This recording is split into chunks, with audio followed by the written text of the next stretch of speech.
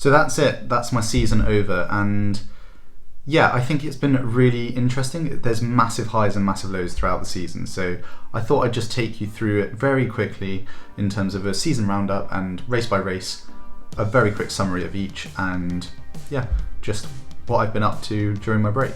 So yeah, don't forget to hit that like and subscribe. We're getting close to 1,000 subscribers, and I'd love to get there by the end of the year. So yeah, doesn't take 2 seconds, just hit the button below. So it all started on the 16th of May with Llanelli, and if you remember back to the race video that I did then, not a good race. Had a really poor start. I trained so well leading into it, and it just was a balls up. Like, I was just so bad. It was a bad swim to begin with. Got onto the bike, was terrible on the bike because it was wet, and I was terrible around the dead turns. And yeah, just came like so far down the field. It was really disappointing.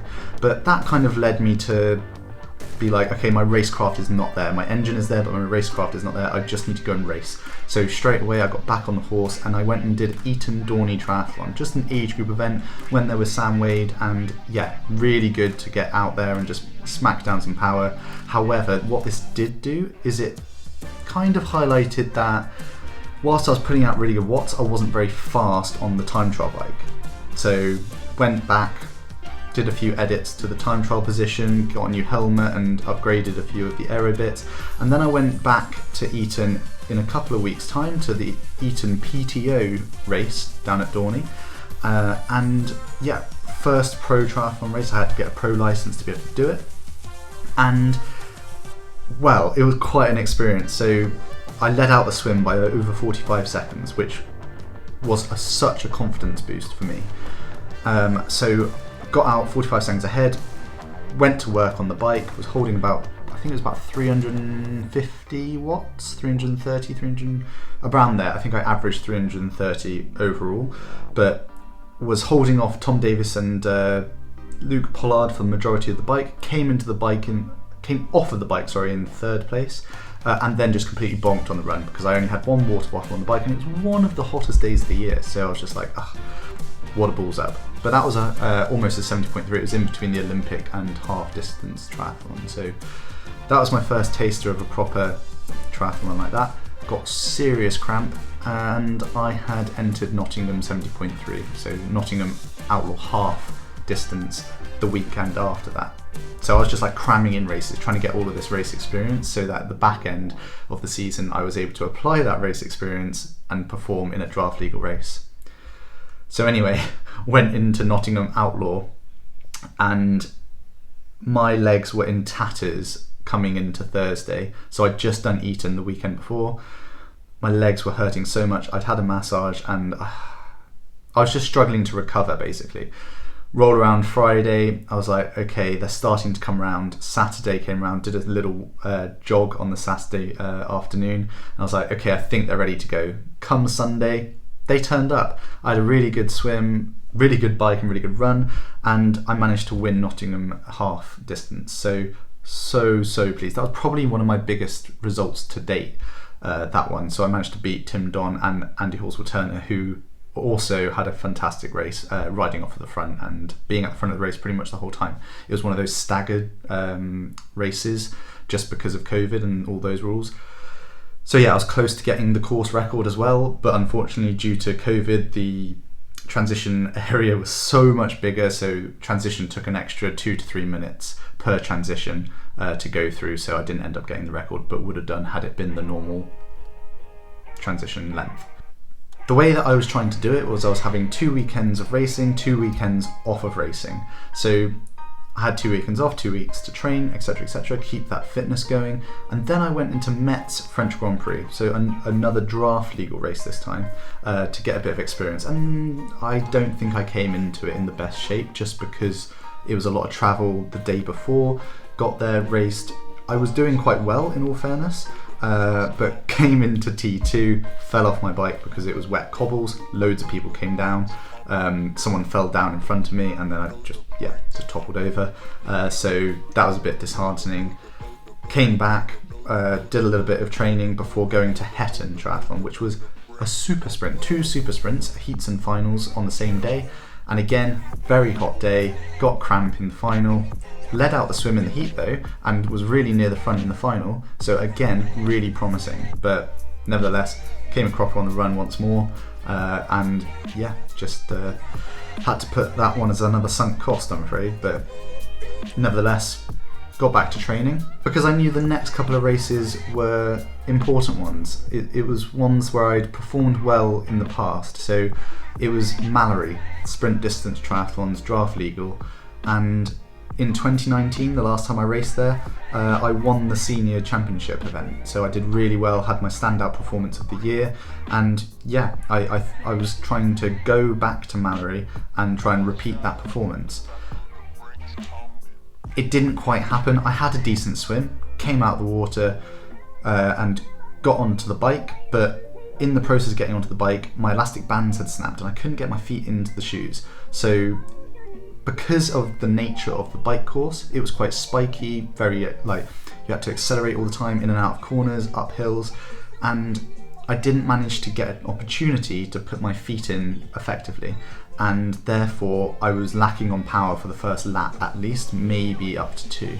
So I was just getting chucked through bike packs. As soon as I got my feet into the shoes, I was gone and away, but it was too late by then. I was out the back door, ran an okay run, but by that time I think I came in about 11th in all.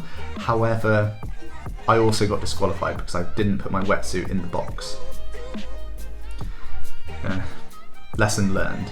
We then had the relay the day after, and that was decent. I had a really good swim, really good bike and run, and got everything right technically. So again, really promising going forward. So I knew I could do it. It was just a case of then going and executing on the next one, which was actually Mallory a month later. So I prepped the best I could. I went back to work. I prepped on all the skills. I went up to Yeston's house, did some skills around the tennis court, and yeah, in and out of the shoes, cornering, all sorts. Tried to prep as best I could for the race, trying to not leave any stone unturned. And I turned up to Mallory and I got to the first buoy first in the swim, so again another really promising swim. Came out the water second.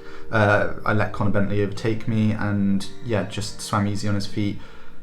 Got onto my bike perfectly, got in a breakaway. There was 4 of us, including Ollie, which was great, and yeah, we just rode away. We put loads of time into the chase pack. Unfortunately, Connor, who was dropped on the bike, ran up and passed me, so I actually ended up coming 3rd, which in turn qualified me for the Commonwealth Games.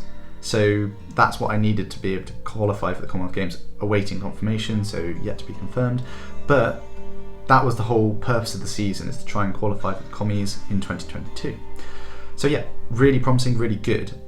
And then I'd kind of already decided that I would enter Salou 70.3 prior to doing Mallory for the second time, just because I was like, if I balls up Mallory again, I want to have a last hit out. I want to do something whereby I can have a hit out which doesn't matter and just get it all out of the system before cutting my season there. Anyway, that was on the agenda. I also had Super League after Mallory, so I went to Super League the week after Mallory. Great experience. Got hung out to dry on the swim, unfortunately. Got shot out the back. But unbelievable experience yet again in terms of both racecraft and the whole setup of being in a professional field, in and around those professionals, coping with media presence, coping with the surrounding audiences, etc, etc. But yeah, another learning curve, I think.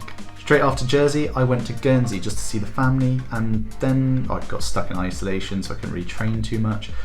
But what I did manage to do is enter the Guernsey half marathon.